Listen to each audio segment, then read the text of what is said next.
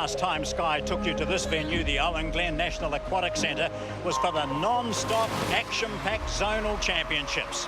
The home zone was dominant. We're back now for the 2017 National Championships, and the best swimmers in the country are here. 76 history here. Yes, here we are. We're back again at the Owen Glen National Aquatic Centre, and every year practically there is something special for the swimmers to aim at apart from national titles, and this year it's the World Championships in Budapest in July. Now, tough criteria, isn't it? If we have a look at tonight's program, tell us about it. Yeah, John, it is a tough criteria because it's based around the top 16 in the world. And you've got to remember, swimming is the true global international sport. Almost every country participates, and to make the top 16, you've got to be at your very best, and they have to do it at this meet, so it makes it even more exciting. Yeah, well, already we've had some swimmers qualify, and we're looking to see more of those come up. So at the moment, qualifiers Helen Gasson, Corey Main, Emma Robinson and Matthew Stanley. Tonight's program is quite a short one, but intense. We'll have a look at that, and as we do, Mark, just tell us a bit about some of those who you think might crack the qualifying standard tonight. Well, we've already seen Matt Stanley out of the heats this morning. He qualified in that 200 metres freestyle. We're expecting something even bigger and better from him. He's got to step up and make the finals count, and we want to see him back end his race. We saw a magnificent swim by Bradley Ashby at the Olympic Games, and he was one of the true form swimmers. And I would like to see him step up tonight and make the qualifying in that 400 medley, and also Helena Gasson again in the 100 fly. All right, so those are some of the big names that you might see in action tonight, bettering that qualifying time. But there is one more swimmer who I think you might class as not so much as an outside chance, but one who's definitely a prospect. Yeah, George Schroeder, he's up here at the High Performance Centre. He's in the 200 breaststroke, and he would be one that I'd be watching out for. Okay, there we go then. That's been fantastic tonight. We've got a good show coming up for you. Plenty of our top swimmers in action. Let's now cross to Ian Jones. Yes, thanks very much, John. Also an absolute pleasure to have with us all week here on Sky Sport the three-times Olympian Lauren Boyle. Fantastic that she's going to be offering us her expert opinion of what is happening in the pool. Lauren, unfortunately, injured out of this meet. The first one she's missed for many a year. But Lauren, great to have you with us. 4 swimmers already qualified for the World Championships. You've been here the last 2 nights. What's been your highlight? Yesterday was a great day. We had 3 swimmers go under the qualification standard, and then Matt Stanley blasted in his heat this morning to qualify in the 200 metre freestyle. Of course, Matt having to back it up tonight in the final. We have a full board of events for the 200 free. Bradley Ashby, of course, Lewis Clareburt in the 400 IM, very interesting. And the women's 100 fly. Of those 3 events, which one are you most looking forward to? Well, they'll all be very exciting, but I love watching Matthew Stanley race, and it'll be great to see him back up his 200 tonight. Lauren, the ability for swimmers like Matt Stanley, who set a time in the morning to back it up in a final, how mentally tough is that? It's a very important skill to learn, because when we go to the World Championships, we need to perform fast in the heat. So it's very good practice to swim fast in the morning. And of course, Lauren, one of the unique things about a swimming event is they have one chance to qualify for a meet. This is the meet. Once more, mentally, how tough is that and demanding for a swimmer? It is demanding. A lot of things about swimming are very demanding mentally, but again, it's very good practice because you only get one chance at the Olympics or World Championships. Well, there we go. John, I tell you what, we're going to have this expert opinion all the way through here on Sky Sports this week of swimming. It's great to have Lauren Boyle's sideline. We're going to hear plenty more from her, but for the meantime, we're going to hear from you. Some of the highlights from the first night of finals. One of them featured Sophie Pascoe, our most decorated Paralympian swimmer. That red line is a world record, and you could just see it faded away from her in the 50 metres backstroke, but a stunning swim, of course, from our great Paralympian. Then we moved into the men's 200 metres backstroke, and Corey Main, an Olympian last year. The white line is the world qualifying time, and he just touched ahead of it. A very good swim from him. Bradley Ashby was second, so 2 Olympians featuring last night in the finals. Another Olympian, Helena Gasson, had already qualified for the 50 metres butterfly in the heats in the morning, swam very well in the final, but just missed out on that qualifying standard, but already through. And then another of our Olympians visiting back from Australia, Emma Robinson, in her favourite event, the 800 metres freestyle, well ahead of that qualifying standard for the World Championships in Budapest. Yes, so here we are now live at the second night of finals, the 2017 National Swim Championships, and titles up for grabs. Some of our famous names are here. Some of those who you would expect to be here, you've become accustomed to being here, such as Glenn Snyder's is not here because Rio was his final event, his farewell, and it doesn't seem the same without Snyder's, but this does give the opportunity for someone to step into his shoes. But our first event is one of 3 para swims tonight. It's the men's 100 backstroke A final, and you can see the lineup there and some familiar names such as Hamish McLean, who will be starting in lane 1. And you might recall a couple of years ago he made the Commonwealth team, the Paralympic team. An outstanding swimmer from Wanaka. He's in lane 1, but if we look through, we've got 2 Edwards out of the Selwyn Swim Club, Kaylin and Yayan in lanes 2 and 7. David Beck will be in 3, Chris Arbuthnot in 4, Jesse Reynolds in 5, and Tama Solowota in lane 6. So familiar names there, and you'll see how impressive they are. First event, night 2, 100-metre backstroke. Yeah, John, you've got to remember that at the Paralympics we got 6 gold medals, or New Zealand swimmers got 6 gold medals, so a phenomenal record for a country so small. There was a number of Olympians out here. In lane number 1 we've got Hamish McLean, finished 7th in the 400 freestyle. In lane number 5, Jesse Reynolds, he finished 7th in this event, the 100 metres backstroke. Of course, various disabilities across the pool here. They swim as a mixed group of disabilities. At the Olympics they would have swum in their own individual swims. Lanes 4 and 5 turning together. That's Arbuthnot and Reynolds, 2 of our most experienced, not by age really, because Arbuthnot is only 18 and Reynolds 20, but the amount of time they've spent in the water as para swimmers. Yeah, Arbuthnot was injured at the trials last year for the Olympic Games and really just narrowly missed it. There was a lot of talk that they were going to try and get him in, but you know, he's put that behind him, and this is one of his better events, the 100 metres backstroke. Event number 1 on the second night of finals. Big effort coming from Reynolds to try and touch out Arbuthnot. Fails to do so. The first event has been swum and won out of lane 5. Jesse Reynolds. In lane 4, Chris Arbuthnot. And in 3rd place, I think David Beck in lane 3 from Mount Albert Grammar, coached by Paul Kent. And my word, there's just such strength and becoming a lot of depth within para swimming. We know, of course, of the big names, Leslie and Fisher, and of course Pascoe and others. Nikita Howarth, we've seen her here, but really the depth in our para swimmers is becoming quite immense. It was a great race too there between the top 2 qualifiers there in lane number 4, and Arbuthnot, also Reynolds. Really nice swim by both of them, and finished so strongly, and both produced better times than what they swam in the heats this morning, so that's great to see as well. So Arbuthnot, Reynolds and Beck. Arbuthnot and Reynolds both S9 classification.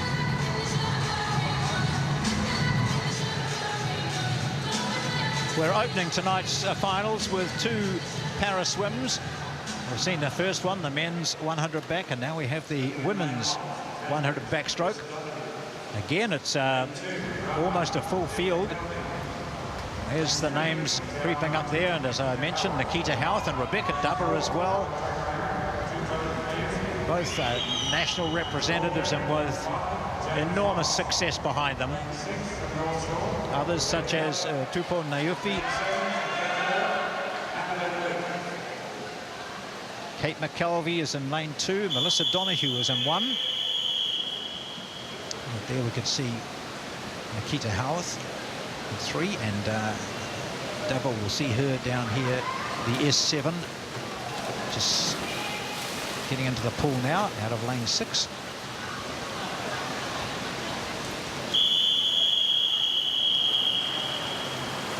.100 backstroke for women.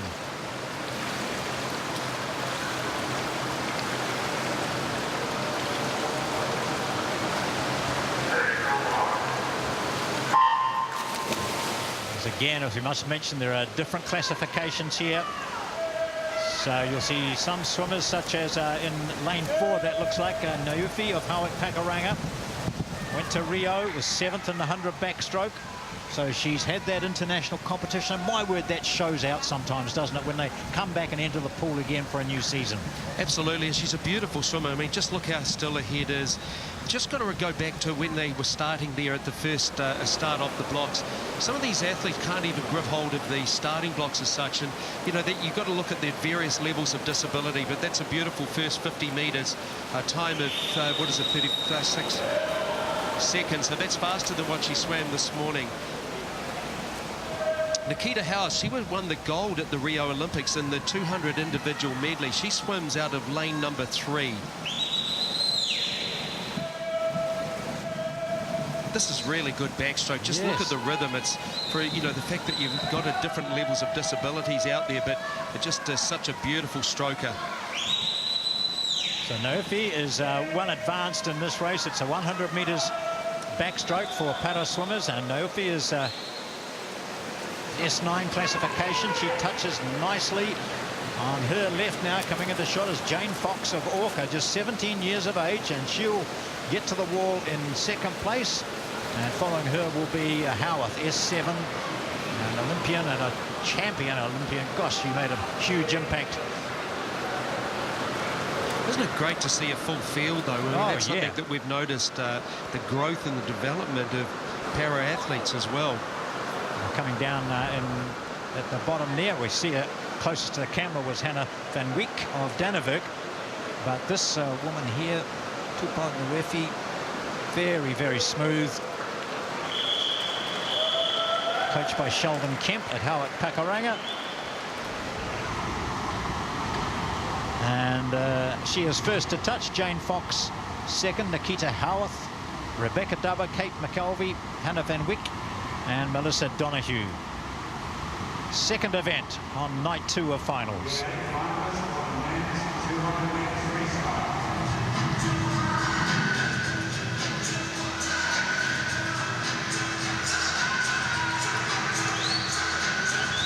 .200 metres freestyle for men. This is the A final. And swimming out of lane 4, we'll catch a glimpse of him very shortly, and also of course see a lot of him in the pool. We see his back now, and we will soon see him taking on the rest of this group. Matthew Stanley with a qualifying time in the heats this morning, but it's unlikely, Mark, that Stanley will button off. You know, he's qualified, but to be a real top competitor at international events, you have to go faster after the heats, don't you? You get to the finals and then you have to go faster again. Yeah, he was just outside his own New Zealand record, which stands at 147.09. He swam in the trials in 2013, 147.13, when he broke Daniel Loader's New Zealand record, and then went on from that event that year and broke the New Zealand record again. But it's been a while, but he needs to step up now. Yeah. And of course we also look at Matthew Hutchins, who went to the Rio Olympics as well. He won the 400 metres yesterday. He's swimming in lane 5. And is on his own admission a really poor swim in that final, even though he took the gold. So he'll have some redemption out here. Now, I think what he'll try and do is go out with Matt Stanley as long as he possibly can. You'll see a big V next to 2 of the swimmers. One of those is Wesley Roberts, who finished second in the 400 last night. He's from the Cook Islands, and Florent Yanin of New Caledonia is in lane 7. Look at the rest of the field for you.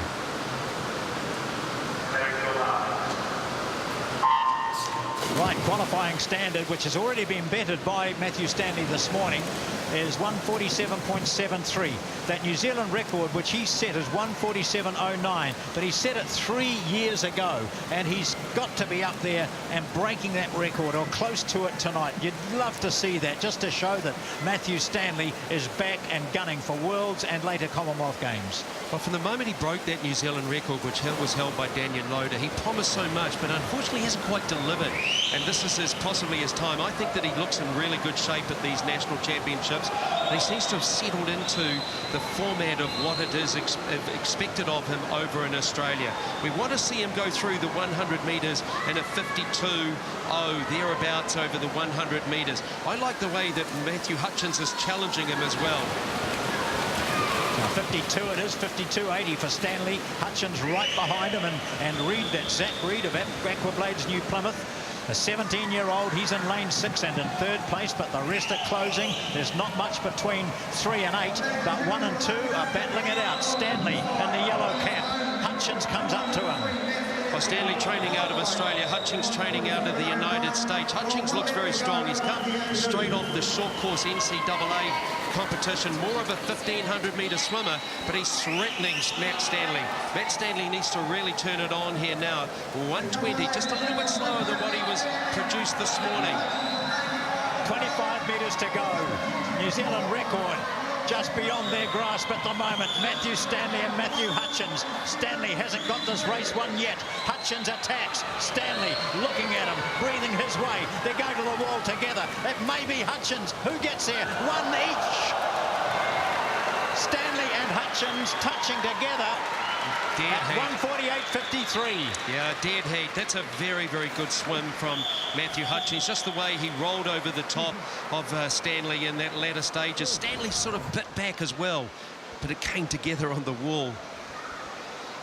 Well, that qualifying time was 1:47.73. Stanley had bettered that this morning in the heat, so he's okay on that. But his desire tonight, and he made no secret of it, was to go out and go better and faster.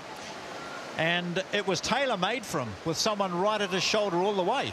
Yeah, it was tailor-made, definitely, John, but it also shows the importance of how you need to do a really good swim in the heats as well. You learn a lot by doing a good swim in the heats. This will be good for Matt Hutchins as well, bouncing back from his 400 free last night. 1,500 is his favourite event. Great race, though, again. Really good to see a competitive event like this. Wesley Roberts, a visitor from the Cook Islands. Great to see him in here too. And of course, with him being a visitor, the 3rd place goes to Zach Reed of Aquablades New Plymouth. So plenty for the crowd to get excited about here tonight, with Matthew Stanley and Matt Hutchins. Gosh, dead heat. We haven't seen many of those over the years that we've been doing this, Mark. But that was a very good race between the two of them.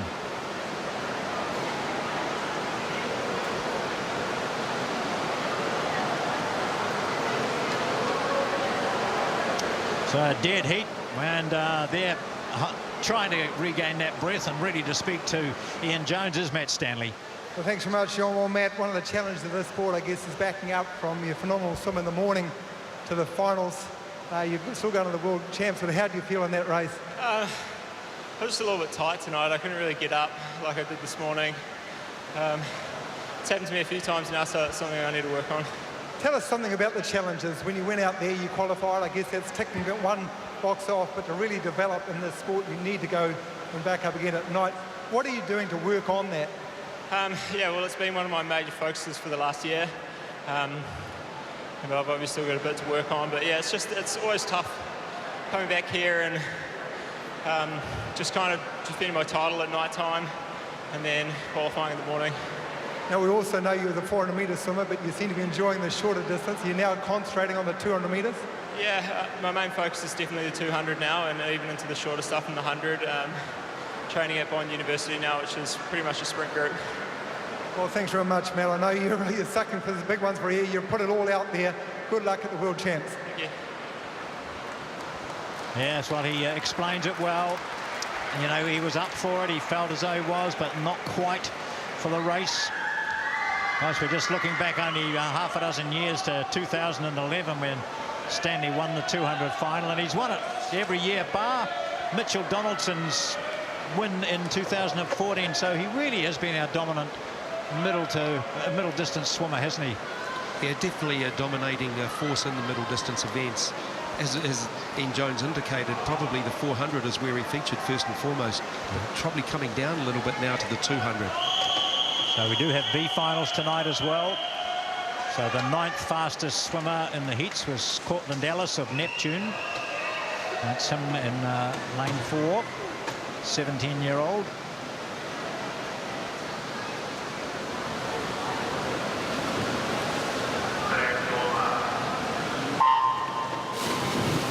They're off in the men's 200 metres B final. We're looking for Cortland Ellis in lane 4 to carry on from this morning's heats. but he's being challenged in the early stages by Chris McFadden of Aqua Gym, swimming in lane 5. And it is McFadden who is in the front, the white cap, out in the centre of the pool at the moment. Dan Caldwell of St Peter's also in lane number 8, looking good as they turn now. Really interesting tactics here by McFadden. He's going out extremely fast over the first 75 metres, as we've seen at the moment. Also going really well, and down here in lane number 8 from St Peter's is Don Caldwell. Gosh, they're going out particularly fast. So this line that we're seeing, the green line, is the 8th swimmer from this morning's heat. So they're all faster than what the 8th swimmer to make the A final was swimming this morning. Maybe they just didn't have a good heat swim.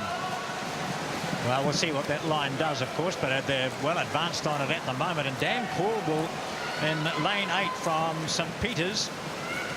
Just starting to fade a little bit, but here comes the top qualifier in this final in lane number 4, Alice from Neptune. Neptune had a really good meet at the national age groups that just completed a week or so ago. Turning first, though, is McFadden in lane 5. Second is still Caldwell. Third place is Cortland in lane 4, just starting to close that gap. Look, there he is in the blue cap. Now just start moving up and sliding past. This is a very impressive last 50 for Cortland Dallas of Neptune. Effortlessly has gone from 2 body lengths back to slide up past the leader, Chris McFadden, and take the race. That's impressive back ending from Cortland Dallas. Yeah, that's a sign of really good conditioning, good training to be able to do that, to roll over the top of the swimmer in front of you. Let him go out there. Don't feel threatened by him. Just swim your own race. And probably an indication there in the lines early was through the first 100 metres. A number of these athletes just too fast. Have a look at that beautiful streamline off the wall from Alice from Neptune Club and way down in Otago and Dunedin. So important to get that streamline and hold it. And that's the 5th discipline more than anything else in swimming. Well, if he'd swum that time this morning, sorry, Mark, if he had swum that time this morning, he would have been in the A final. He would have been 6th or 7th fastest. So he'll be disappointed with that, but impressed with his 154.85 after doing a 156.3 this morning. And to be fair too, Christopher McFadden, it's a good swim, 155 as well through the B finals, and to get second. So we've had 2 of the able-bodied swims tonight, 200 metres freestyle, men's A and B finals. Now we come to the women's 200 free, the A final. And the fastest qualifier this morning was Karina Doyle of North Shore. Letitia Lee Transom from Icebreaker, just 15 years of age. She'll swim in lane 3, so on the right-hand side of Doyle. And Georgia Maris of United will be in lane 5. May Toven there from New Caledonia will swim in lane 7, a visitor.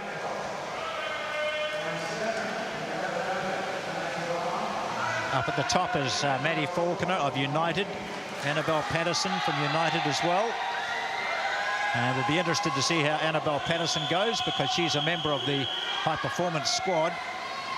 And Transom, Doyle, Maris, Hayley McIntosh of North Wave, Toven, and Monique King of North Shore.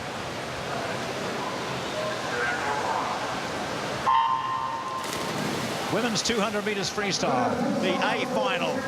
And in lane 4, an outstanding start by Karina Doyle. She was the fastest qualifier, and she's looking to her left, and she's keeping an eye on Georgia Maris, who's swimming in lane 5 as they go through the first 30 metres. Georgia Maris has really produced some good swimming form in the last couple of years, the 20-year-old from the United Club. But it is Doyle, the 23-year-old from the North Shore Club, coached by Thomas Ansel, who was a former high-performance coach, now just settling into the North Shore program, doing a really good job in that very strong North Shore program.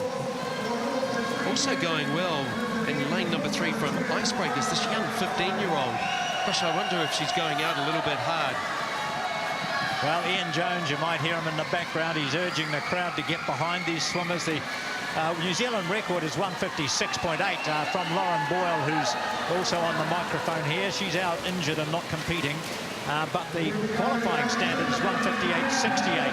None of these swimmers have gone really very close to that, but you never know what this sort of contest might do. And you can see there the white line is not far beyond Karina Doyle.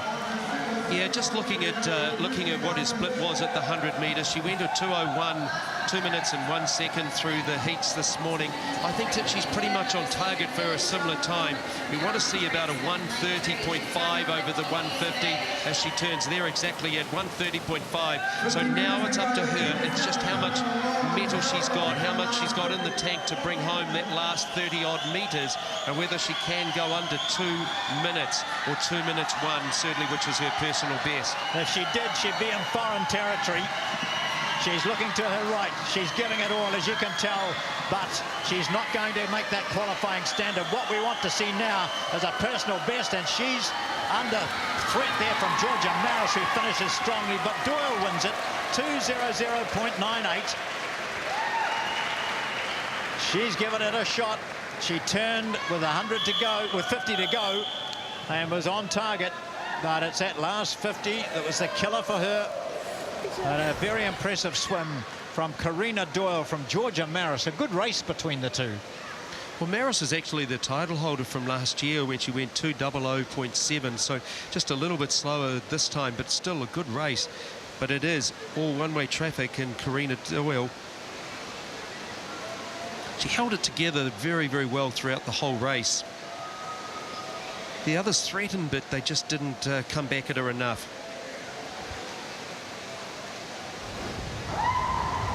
So we had a dead heat in the men's 200 free, but no such dead heat, although it was close. Look at the times, 2:00.98 and 2:01.44 for Maris. Hayley McIntosh, good swim for third place.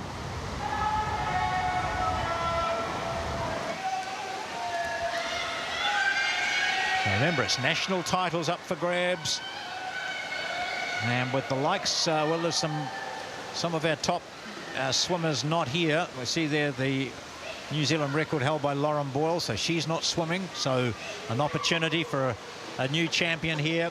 We don't have Glenn Snyders, of course. He's finished, so we're very keen to see who steps up to take over his mantle.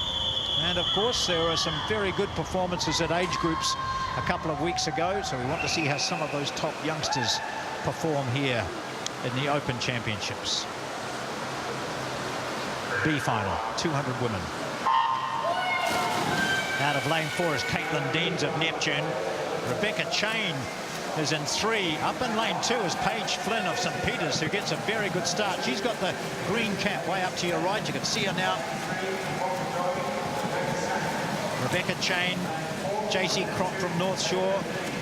Buandromo of Fiji is in lane 7. Claudia Ashby of Fairfield in lane 8 as they come to the first 50. 200 B final, and up at the top there, Paige Flynn turns first. But just if we go back to the B final of the men's, the St. Peter's swimmer went out very, very fast. And again, another St. Peter's swimmer is dominating this B final in the women's 200 free. Maybe that's a tactics that they've employed for this event. Let's go out strong, let's go out hard, and let's see where we're at. So again, the green line indicating that they're quite a bit ahead of what the 8th place getter was from this morning's heat. So we look at the first 100 metres, and we'll keep an eye on that split. 1:00.7, that's pretty fast over the first 100. What will Flynn do? So many of these swimmers were at the national age groups just a couple of weeks ago down in Wellington. And interestingly, I think that age group swimmers can bounce back at the national championships very effectively. It doesn't take its toll on them because they recover so much quicker. And in fact, just the continuous racing often generates better racing. The advantages of youth, is it, Mark? Well, it's not just the advantages of youth, it's all the advantages of actually racing more than anything else. And I don't race enough under tough conditions, but it is still Flynn that's dominating. She's got a 1.1 second advantage. And looking very smooth. Now the gap starts to close as she ties up a little bit and the pressure comes on. You'll see that green line. All of the swimmers bar one are swimming faster than the slowest of the qualifiers this morning. Flynn's found another gear. She's holding on. Just. Just going to drift back into third place behind Deans. Deans was the fastest of the finishers in lane 4. Rebecca Chain from Pukekohe gets second, and Paige Flynn, who'd led right from the start, was just overwhelmed 5 metres out and finishes in third place ahead of JC Kropp and Lucy Agnew and Claudia Ashby, Buondromo and Jess Igo. Again, another good swim from one of these Neptune swimmers from Dunedin. But just having a look at that time, the winning time was 2 minutes 7. The 8th time on the A final was 2:06. So again, the rankings are correct in this regard. Gosh, that was a very tough decision to go out as hard as what she did, Flynn. She dominated, what, 170, 180 metres. Nice tidy turn. Just a nice roll of the body, but it was the swimmer from Dunedin, Caitlin Deans, that takes out the B final. Just lifting that head a little bit on the end. 2:07.17. Yes, that certainly would have got her into the final if she'd swum that this morning. It's an interesting concept now, having the green line. It's the first time we've had it. Just an indication of where these swimmers are overall.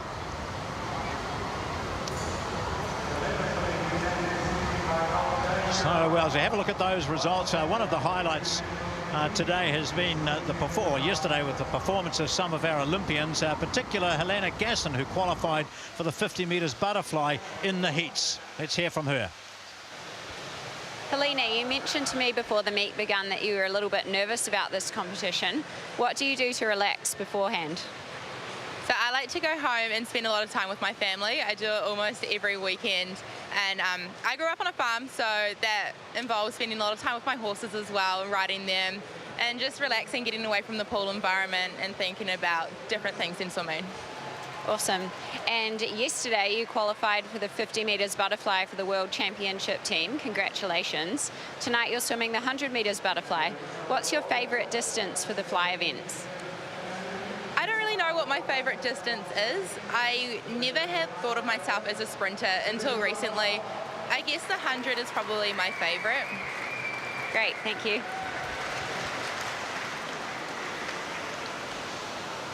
Helena Gasson, what a great performance from her last night, and you might have seen in our highlights too a great swim from our outstanding para swimmer Sophie Pascoe. Sophie, you keep winning tons of gold medals in Rio, New Zealand Nationals. What's your secret?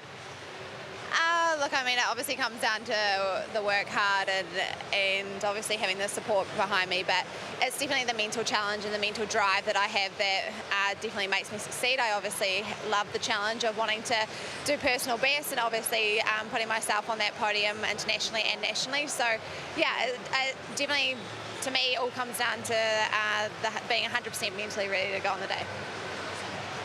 And tonight you're in the 50 metre breaststroke. Last night you had the 50 metre backstroke.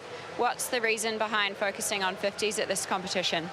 Yeah, so doing the 50s at this competition are non-Paralympic events for me. So one, it's a little bit of fun. It's outside of my comfort zone and focusing on some sprint work, but also it's about challenging myself in those 50s. I don't get to race them obviously on the international stage, so being able to have the luxury and race them here also helps my 200 individual medley. So it's really focusing towards that, and obviously I have 200 IM coming up and World Champs at the end of the year. So at this stage of where I'm at after Rio, it's just light work at this stage. Awesome, thank you very much and good luck tonight. Yes, and we will see Sophie Pascoe later on in the program. We're taking a break, but more from the National Championships coming up.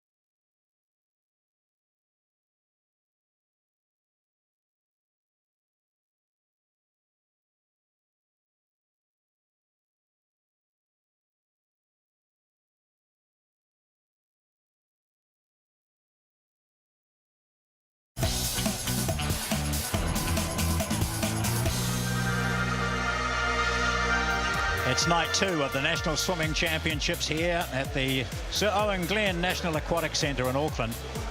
And we're standing by for our next final. And that will be the 400 metres individual medley.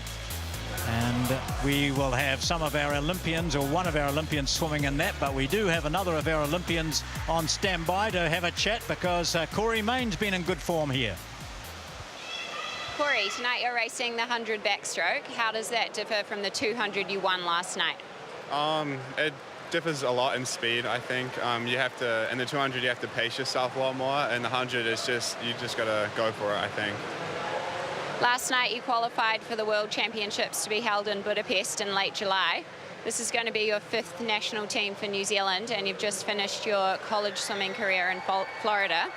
How do you feel about taking on the leadership role in the Swimming New Zealand team? I've never actually seen myself taking on a leadership role. It's something that I'll have to, I guess, fill quite quickly, moving up to the World Championships, but I'm looking forward to it. Thank you very much.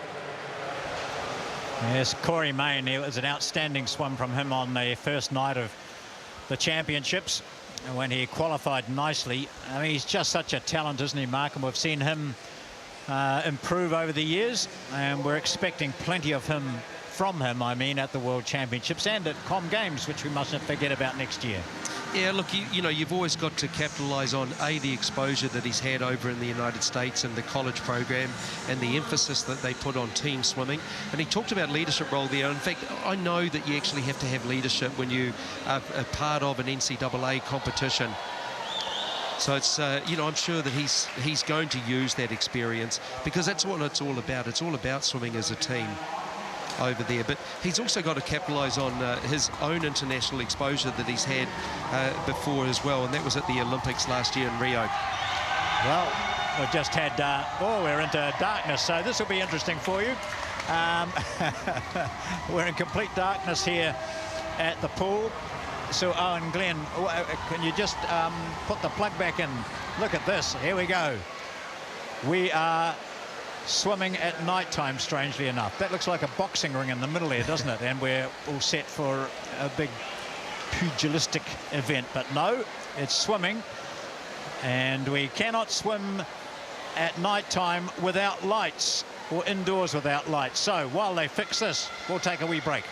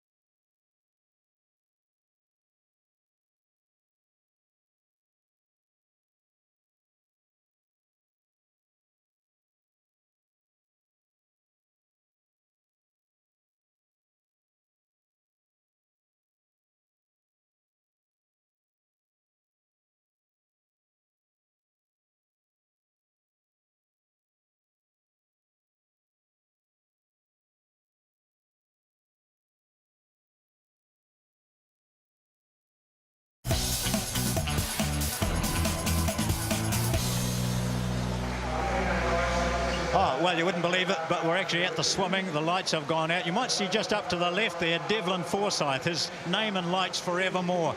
People using their cell phones. And briefly, Mark, what's happened here is the lights have gone out. Yeah, I feel as if I'm back at the Adele concert, because that's what she does for one of her events, which was a fantastic concert. But the lights go out. What happens, they're on a time factor or a heat factor, and when they do go out, it takes about 5 minutes for them to flicker back on again. Okay, well, Ian's with Lauren, and I'm sure that this is just one of the many distractions that swimmers face when they're going into major events. Yeah, that'd be right, I think, Ian? Absolutely. We know, Lauren, swimming is a very challenging sport. It's tough on all demands, but Lauren, to come out to swim your 400 IM, which we know and I think is acknowledged as one of the toughest events on the program, to be come out and then sent back in. Have you ever had that happen to you in your long and illustrious swimming career, or what's going through the minds of these swimmers now? Yeah, it can be quite unsettling to have the time of your race postponed, because you sort of warm up and prepare knowing that you're going to race at a specific time. So these swimmers will have to be pretty resilient in this kind of situation and really get themselves up when they need to be ready, and who knows how long. So Lauren, they've gone through a warm-up procedure, which was an hour before the start, kicked off at 7 o'clock. There's a warm-up pool here at the Aquatic Centre. Will they be in the pool at the moment? Will they be out of the pool? What will they be doing now after they've already warmed up? I doubt the swimmers will get back into the pool at this stage. It's too risky. Their race might happen within the next few minutes. They just don't know. So hopefully the officials will be able to give them some kind of warning, so they'll have at least 5 to 10 minutes to prepare. Okay, well, let's talk about the 400 free. One swim that's already happened was Matt Stanley backing up. Qualified this morning in the heats. Couldn't do it again in the finals in the 200 freestyle. You know Matt Stanley. You've trained with Matt Stanley and you've been in that situation before. Would he be disappointed not to be able to back up in a final?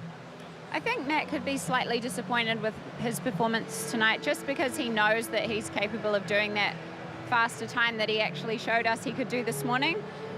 Still a really solid swim, still a national champion, excellent performance by Matt. We talked about him stepping down from the 400 free, now down to nearly a sprint event for him, the 200 free. Is that, you think, where he's going to be focusing?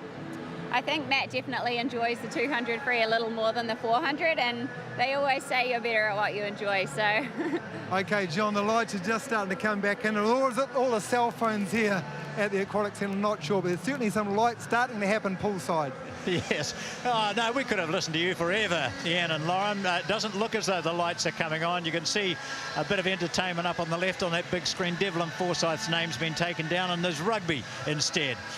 The office people and the organisers still working, and everyone's doing their darndest, just waiting really. It's a matter of time before the lights come back on full, and then we'll be back in with the competition, which will start with the 400 metres individual medley for men. There'll be a bit more of a delay, obviously. We think at least another 5 minutes, working by cell phone light. No candles here. Nobody has candles anymore. But anyway, we're going to take another break for you, and hopefully when we come back, we'll be back in with more races from the second night of the 2017 National Swim Championships in Auckland.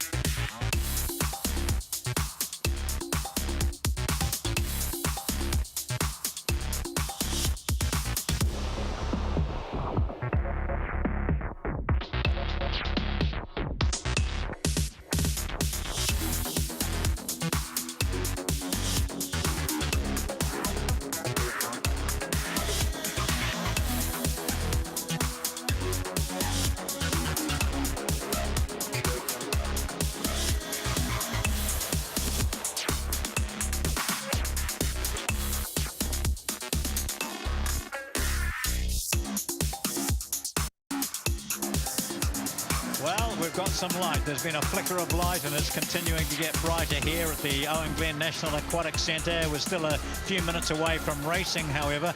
New Zealand Swimming recently has had a few changes with a new CEO appointed, Steve Johns, and also from the USA, a head coach, new head coach, and Jerry Olszewski. And Jerry is down below now with Ian Jones. Yeah, he certainly is, John. It's a pleasure to have Jerry poolside, of course, who comes from Arizona.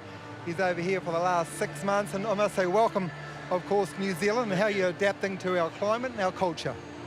It's been great. Love the culture. The team's been great, and we're getting things going again. Now, you've come from a club background in America into the national coach over here.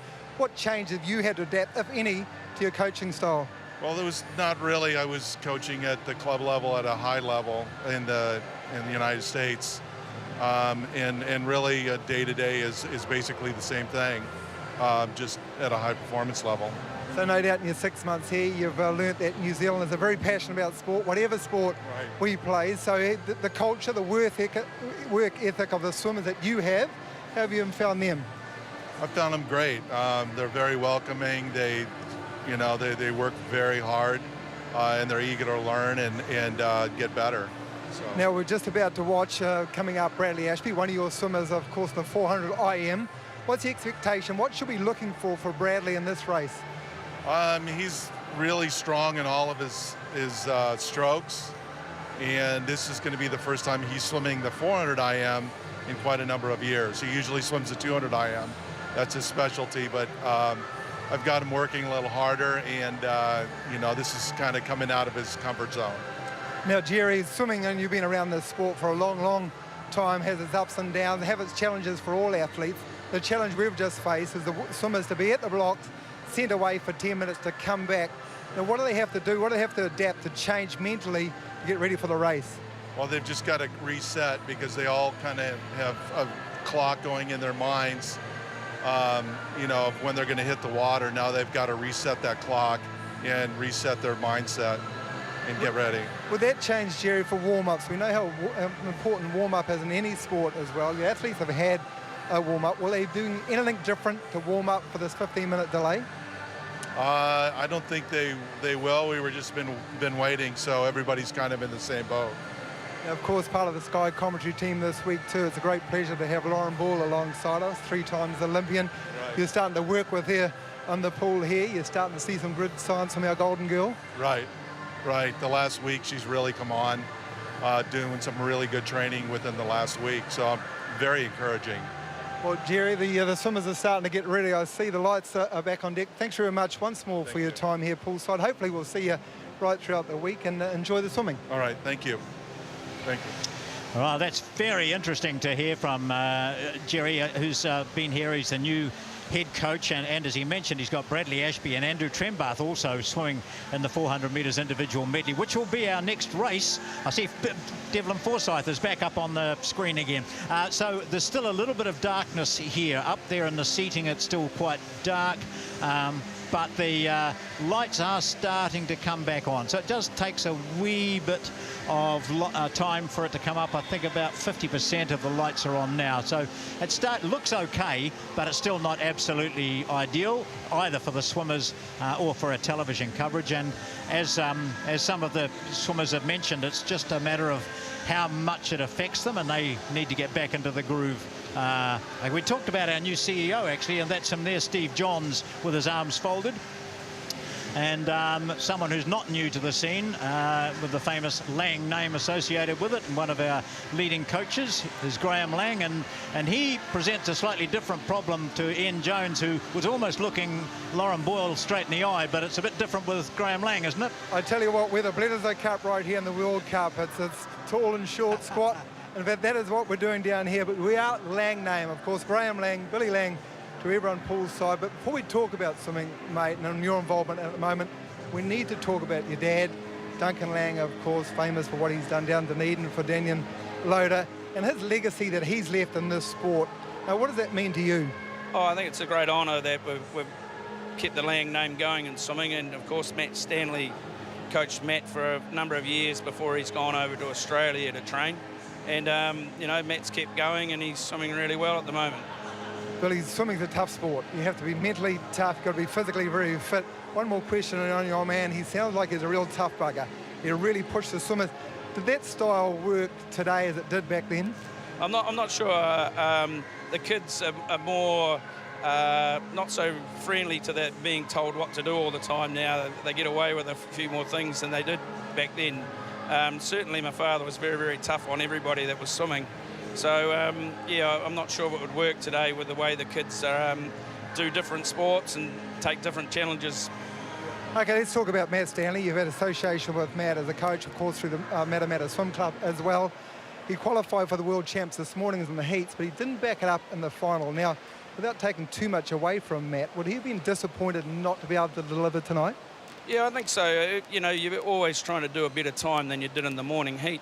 But swimming this morning, he swam really, really well, and there wasn't so much pressure on him. And then again tonight, he came out and just felt a little bit lethargic in the first 50. And then, of course, as the race went on, he couldn't get that stroke going the way he did this morning. So he's a little bit disappointed, but he's really happy overall that he managed to qualify for the Worlds. And then, so now he knows that he can carry on with his training and get to the World Champs and go better. Okay, thanks very much, Graham. I see the big boppers for the 400 IM are coming down. John, so from behalf of Pool Deck here, Billy Lang and Ian Jones, it's back to you, my friend. Yeah, thank you, Ian. Thank you, Billy. Nice to see you there. And yes, that Lang name is so famous, of course. And there we are. Is that a V sign? V for anything? No, it's just saying I'm pleased I'm on camera. We're getting ready now for the swimmers to come on because the lights are back to almost full power. And we have lost about, I don't know, 20 minutes or so. But what we heard from the head coach, Jerry Olszewski, was that Bradley Ashby and Andrew Trembath, particularly Ashby, both in very good form. Now, the New Zealand record for the 400 IM, an outstanding 4:17 by Nathan Capp a couple of seasons ago. Gosh, he was in top form then. And here's the lineup for you. Devlin Forsyth's name. Gosh, he's been prominent tonight. He's in lane 1, Callum Prime in 2. Lewis Clareburt, who really hit the headlines with an outstanding age group performance. He won, I think, 6 titles in Wellington. Bradley Ashby, Andrew Trembath, then Matthew Scott in 6. Cameron Blair is in 7, and Paddy Bayliss from Rotorua is in 8. Yeah, Lewis Clareburt was outstanding at the National Age Group Championships, and he finished a very good 3rd in the 400 freestyle on the first night of finals. But all eyes are going to be on Bradley Ashby, a very strong fly and back leg.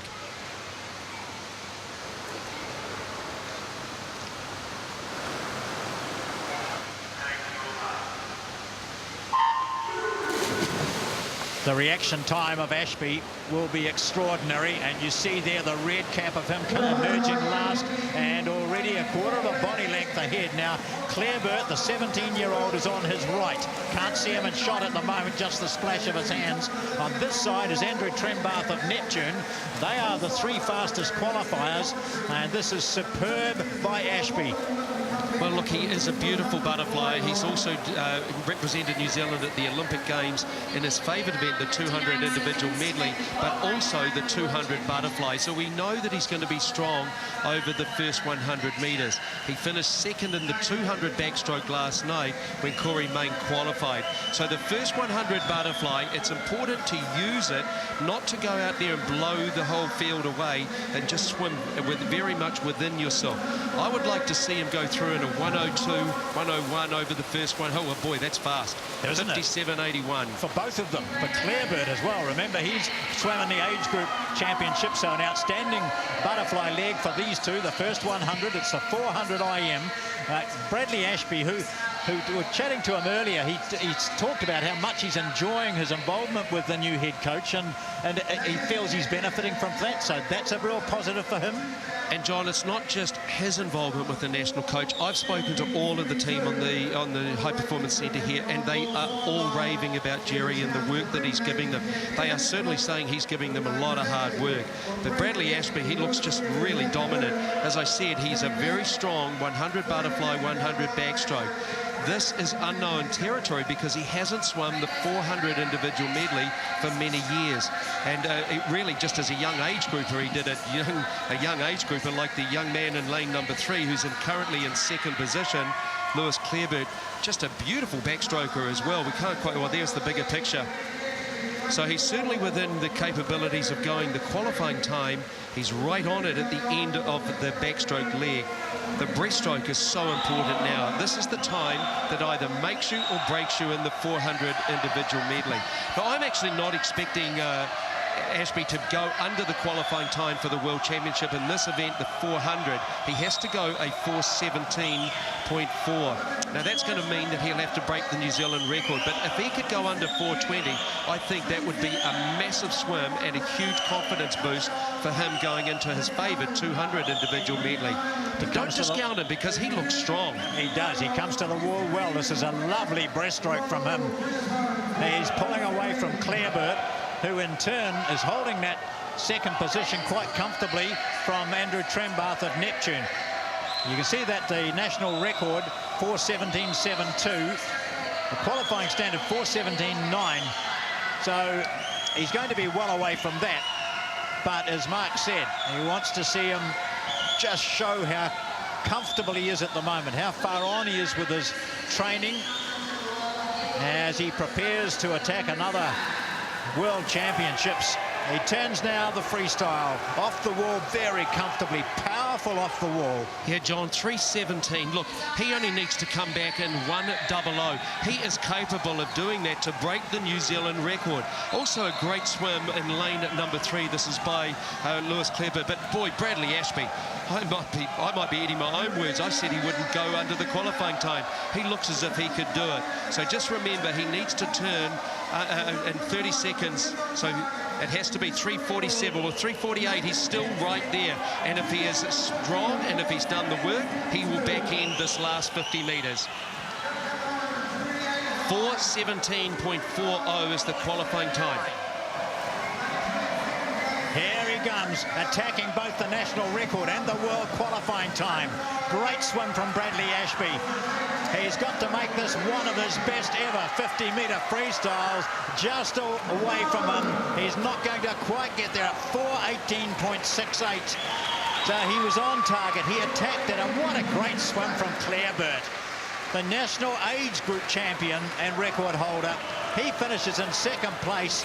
We're seeing a young star on the horizon in Lewis Clarebird from the Capital Club in Wellington, but Bradley Ashby has won it in 4:18.68. He is in good form. We'll see more of him over these next 3 nights. Well, I said if he could go under 4:20, that would be an outstanding swim and a huge confidence boost. He did exactly that. He just tied up a little bit over that last 50 metres, but beautiful exhibition here of the butterfly backstroke and the breaststroke.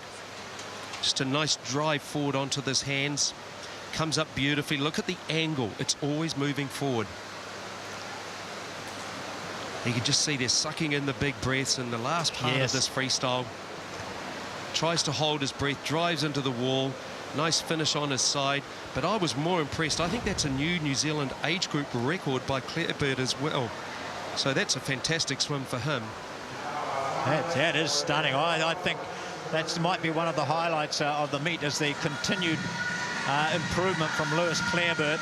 I said he won 6 titles at the age groups. He actually won 8 and broke 2 New Zealand records. One of them a Daniel Loader, I think the 200 free. That is correct. And he also broke Bradley Ashby's 400 individual medley relay when Ashby was so strong as a young age grouper. Next up, the 200 breaststroke. The New Zealand record, Natasha Lloyd, well, she's back here from the USA. And she'll swim out of lane 4. She's been in the USA for 3 seasons now at Auburn University. She scored a 2:32.43 this morning. And a chance for her to show what sort of form she is after a pretty busy season in the States, of course.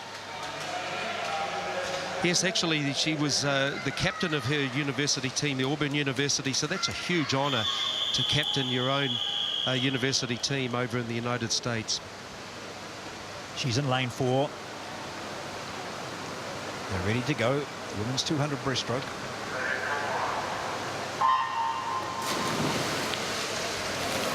Every moment counts. Reaction to the gun.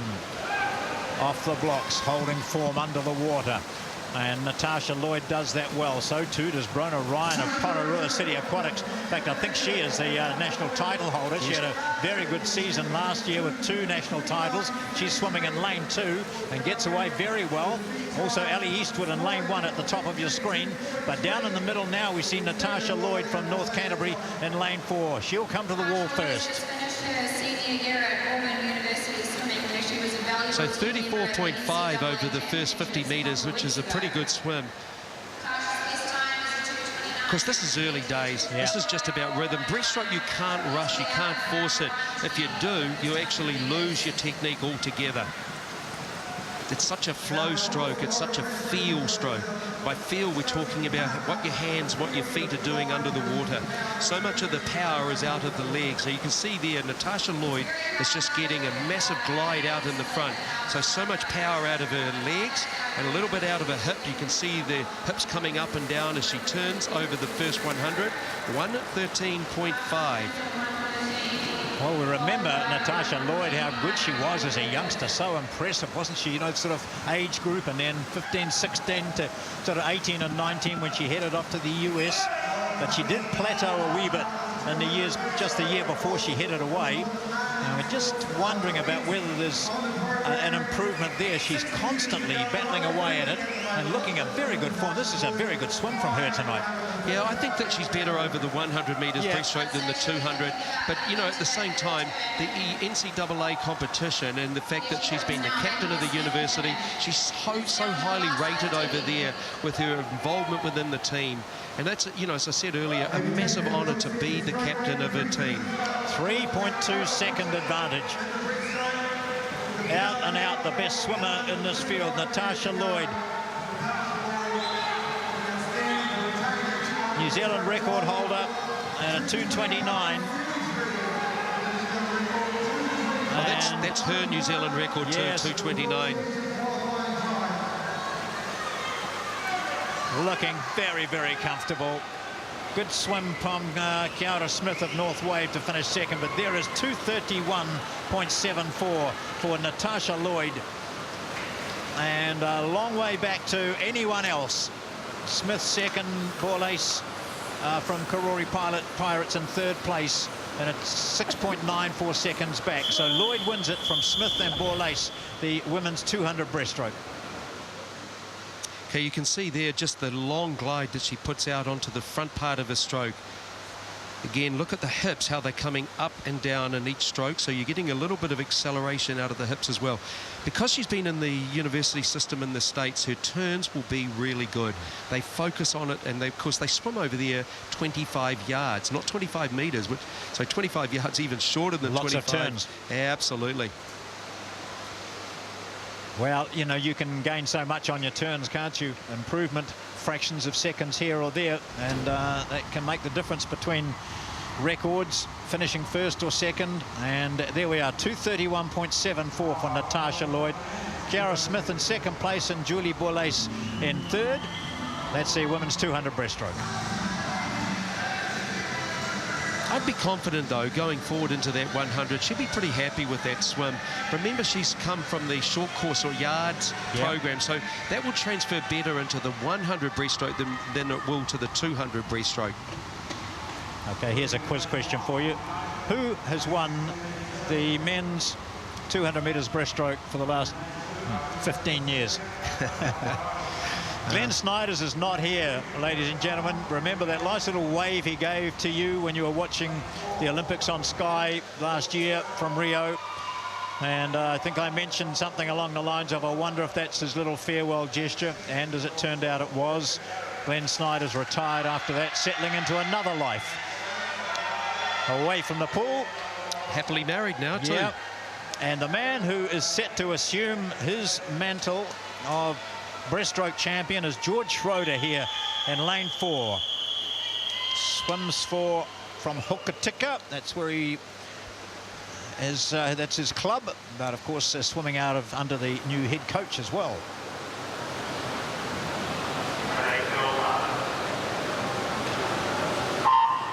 You saw the New Zealand record at 2:10.55. Snyder's. That's his record, but that was set 5 years ago.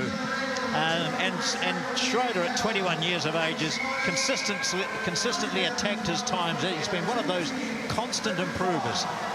Definitely has, and you know, to be fair, Glenn Snyders was never a 200 breaststroker in his latter years. Certainly as an age grouper, he was outstanding at it, but as he matured and as he got bigger and stronger and huge upper body, huge thighs, he became a 100 breaststroker and a 50 breaststroker, where in the 50 he actually got a Commonwealth Games medal. But there's big raps on George Schroeder. Jerry told me early before the start of this meet, watch this young man, let's just see what he can do, because he's trained particularly well up at the High Performance Centre here in Auckland, and we're going to just see what he can do. Julian Leighton is to his left in the black cap, and alongside him Azad Al-Barazzi of Syria, one of the visitors here. So those are the three who will go to the 100 metres in the first three. That's Schroeder touching, then Leighton, then Al-Barazzi.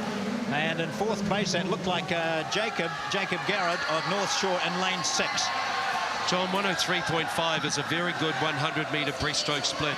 If he's done the work, he should go under that qualifying time. This is where it's going to happen right now. But boy, what a race we've got. Julian Leighton in lane number 3. Totally different breaststroke style. Much more aggressive, much more upper body. But also Schroeder, just a little bit more compact. Well, it'll come to the final 50. Schroeder knows that right alongside of him is a man he's swum against many times, Julian Leighton. 40 metres to go in the men's 200 breaststroke final. Can either of these go under the qualifying time? Well, they just tied up a little bit over that third 50 metres. Now it is important that they hold technique, that they try and hold form, and you can lose it very quickly, and we see that with Schroeder. It is Julian Leighton. Leighton has hit the front. Julian Leighton, Hiratonga Sun Devils in lane 3. He's going to get there, and Leighton will touch ahead of George Schroeder and take the title, the 200 metres breaststroke. A new name up there, taking over from the long run of Glenn Snyders, and the winner is Julian Leighton of Hiratonga Sun Devils. George Schroeder of Hokitika finishing in second place, and Jacob Garrod of North Shore in third. Yeah, good swimmer, Jacob Garrod, coming back so strongly. But these two up in front in lane number 3, Julian Leighton and George Schroeder in lane number 4, just dominated this race right through. They were really competitive to each other. You can see the power that these breaststrokers have off the starting blocks. Well, it looked as though Schroeder had done everything right. Yeah, he just tied, didn't he, over that third 50 metres in the later stages. And that's when Leighton came up on him. Because once you come up and you be threatened in breaststroke, your stroke can just go. You just lose that feel. It's such a, as I said, it's a timing stroke through and through. And you can see the power there of Leighton. Very upper body strength. That hurt. but he's happy. It hurt, yes, and I just saw Schroeder's face down there. He's the last one out of the pool. I've just glanced down at the pool right now, and you can see him there in the background. That's him coming over. He's finished in second place behind Leighton, the title holder in the 200 breaststroke. Schroeder second, Garrod third. That's the men's 200 breaststroke on night 2.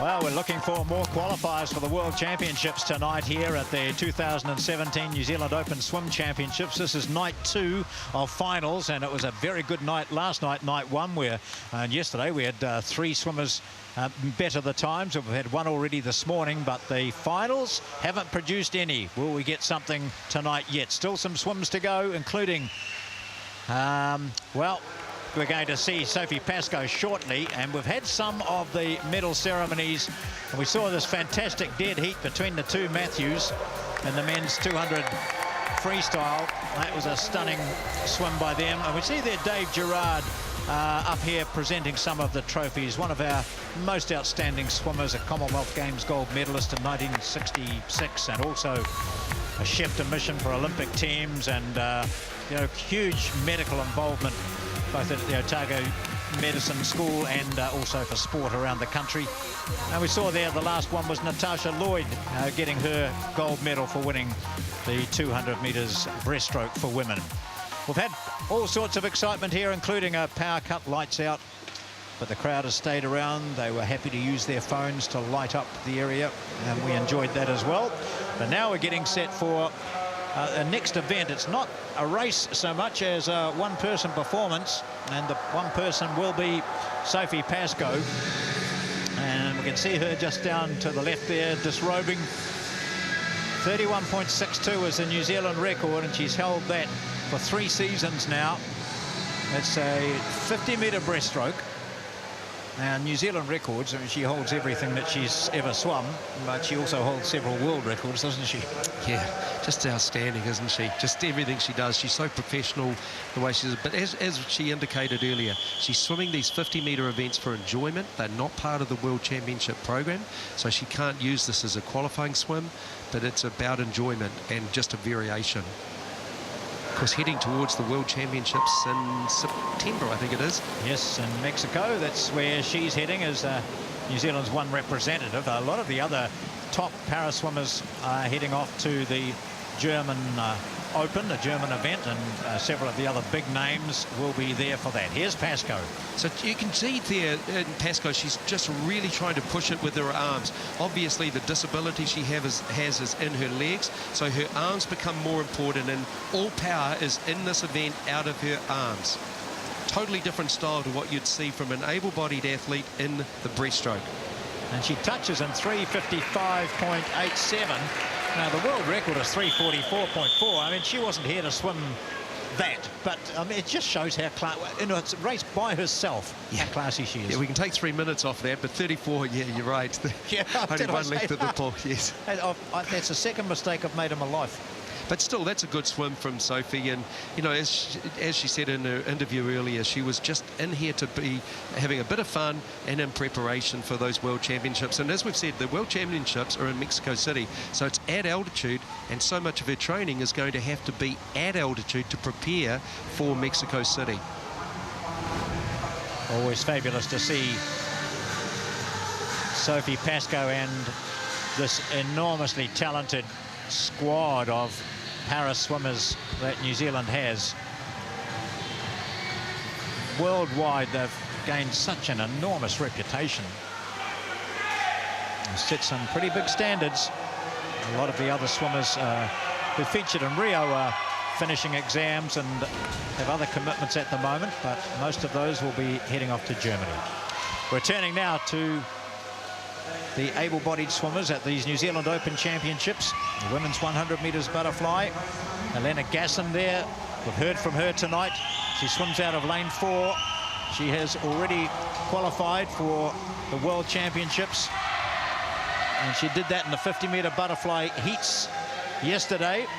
This is the 100 fly, and if she's in good form, and she talked to Lauren before about not really being a sprinter, but the 50 was good. She could qualify for that. She's a bit more relaxed, so the 100, though, would love to see her crack that time.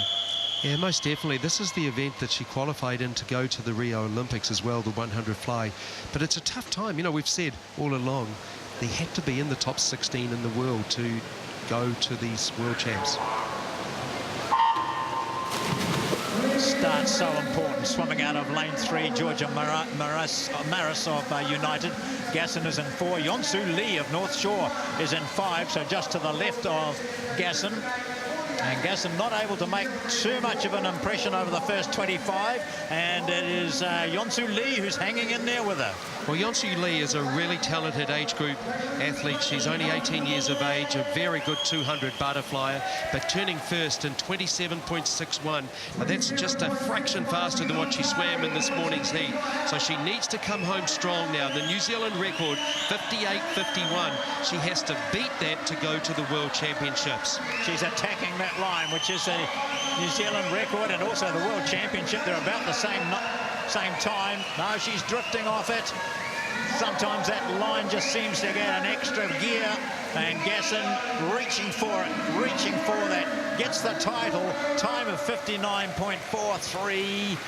Lee 1.8 behind, and Maris in 3rd place. So Gasson, Lee and Maris, the women's 100 fly. Yeah, you can just see she's kind of happy but disappointed, and yeah. you will be that. She'd be happy because you know she's already going to the World Championships, but annoyed with herself for not actually doing the qualifying time.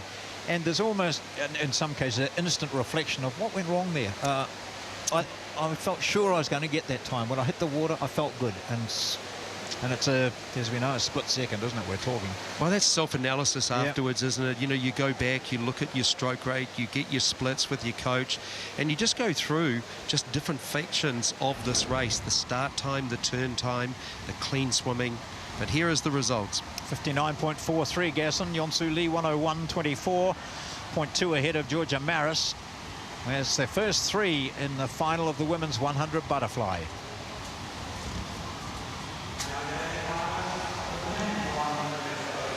Well, yeah, she'll be, there she goes now. You could sense when she touched the wall, she knew she hadn't cracked it. She didn't even bother looking up really at the time. She just had that feeling. And sometimes you do. The world record for the men's, Michael Phelps. Corne Swanepoel, another recent retiree, set his New Zealand record the same year as the world record. Gosh, he was great to watch, wasn't he, at his peak? Corne Swanepoel definitely was great to watch, but so was Phelps, wasn't he? When do you call his peak, you know, because he just went on and on and on. But you look at the last Olympics over in Rio, you know, you look at the 200 medley, he was still 2 seconds slower than his own world record, but he won it, and he won it convincingly. So you saw there the Coetzee brothers of Corne and Wilrich. Corne in 3 and Wilrich in 4, both from North Shore. Cameron James is in 1 up the top. Jeremy Tasker, Sean Burnett. Lane 5, Sam Perry. Back from the States, David van der Star from Costa and Willie Campbell from Whanganui. So in the 50, Perry was second and Willie Coetzee was third. So this is the 100.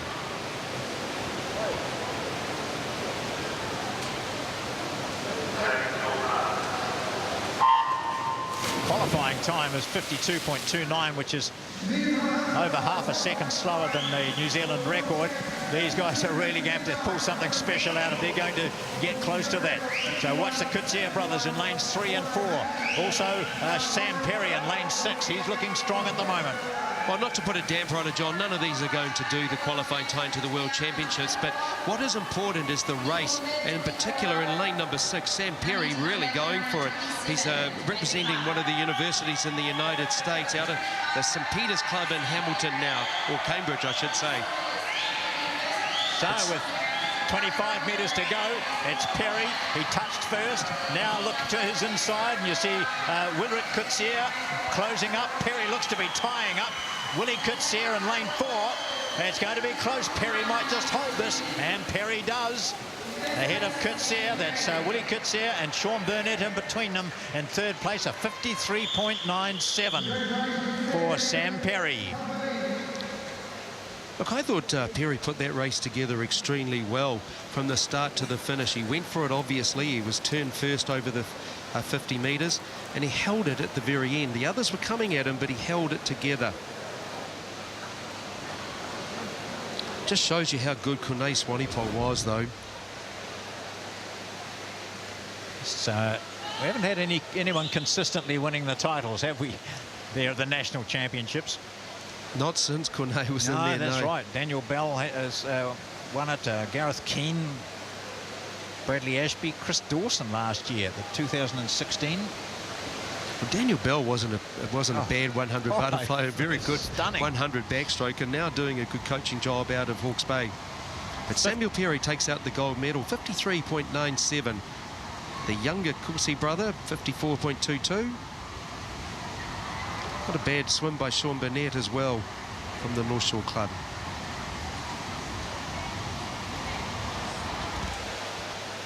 Now, the swimmers who didn't get into that A final, they front up in the men's B final. The fastest of them was Joshua Asplin, who is just coming out there. We see him in, moving into lane 4. So Asplin in lane 4. So there are the starters. The men's 100 metres butterfly B final. Iko Shibuya of Mount Eden, Jason Smeets of United, Rayner Asplin,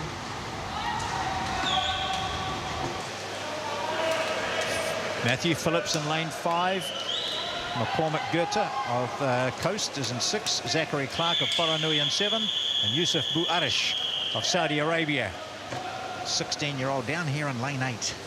So there's a few visitors from the Pacific Islands, a couple from Australia, Canada, Syria we've seen already, Saudi Arabia. Here they go. So Joshua Asplin in lane 4. He's got the black cap in the center of the pool. Alongside of him, Matthew Phillips, Whanganui. He's looking quite good. This is the men's 100 meters B final. This morning Asplin swam a 56.99, and so far we've seen the B finalists, the winners of the B final, swim much faster than they did in the heats this morning. Yeah, definitely. You generally see them step up into the final session, or the B final session. That's the case. Asplin actually was an outstanding age group swimmer. When he was 12, he had the New Zealand age group record for the 50 butterfly. He's got beautiful rhythm, really nice flow in his stroke. You can see a strong, dominant second kick at the back of his stroke. So quite a bit faster than what he swam this morning. Asplin and Matthew Phillips, they are the two who go to the wall first and second. Asplin, Phillips and Zachary Clark of Whanganui. So Asplin wins it from Hawak Pakuranga. Phillips and Clark from Whanganui, second and third. That's the men's 100 meters B final tonight on night 2 of the National Swim Championships.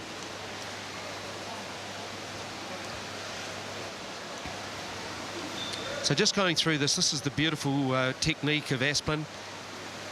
You can see there the hips rising, second kick is very dominant in his stroke. Works very much on his rhythm. There's not a lot of strength or power in him, even though he's 20 years of age, but a very good rhythm. So he takes out the B final with a 55.88. Matthew Phillips in second and Zachary Clark third.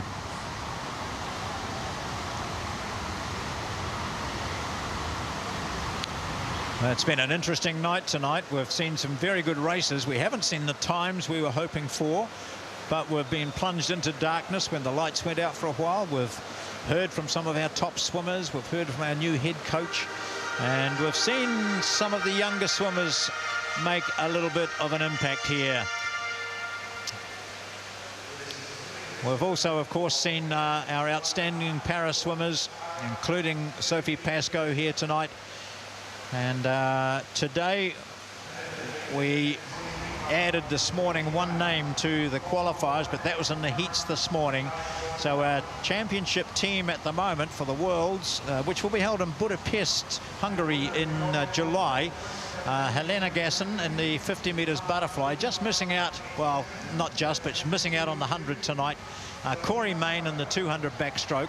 Emma Robinson comfortably in the 800 freestyle last night, and this morning in the heats of the 200 freestyle, Matthew Stanley. So at the moment, after 2 days, 4 sessions, we've got 4 swimmers qualifying for the 2017 World Championships. So tomorrow it'll be another full session for you. We have the heats in the morning, of course, and you're more than welcome to come out here and have a look. But tomorrow, the women's 400 free, of course, Lauren Boyle not here. We'll be hearing from her, but she's out with injury. A couple of para swims, 50 freestyles for men and women. The 200 IM final for men, that'll be very interesting to see how Bradley Ashby goes and whether he can crack another time. The women's 200 individual medley as well, Mark. So there's some really good swims coming up in that first session. And then later on, men's 50 meters freestyle and AMB. Always important to see who's the fastest man in the pool. That's right. Yes, and so some big swimmers out there, some swimmers with a point to prove. Women's 50 the same, and we go through to the men's 100 backstroke finals. So interesting racing there with the women's 100 back also, and then we end up with the men's 800 meters freestyle final. So there's plenty of opportunities here, Mark, for others to get through and qualify. Yeah, just looking at those events, there is some swimmers, I'm sure, that will qualify tomorrow night. You know, you look at the 100 backstroke, Corey Main already done it in the 200 backstroke. One would expect him to back up, and there's some other very good ones. All right, there we are. So we've got another big session tomorrow morning, which won't be, you'll have to come and have a look at yourself, but tomorrow night live here on Sky, it's session 3 of the National Swim Championships. We'll catch you then.